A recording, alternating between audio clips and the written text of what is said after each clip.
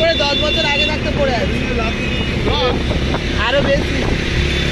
মোদি যখন এই ব্রিজটা হয়নি তার আগে এটা ব্রিজটা হচ্ছে, ওদিকেও হচ্ছিল।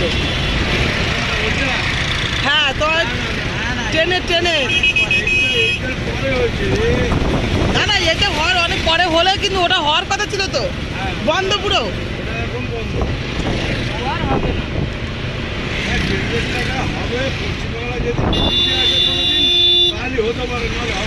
মমতা ব্যানার্জি যদি রেলমন্ত্রী থাকতো কবে হয়ে যেত।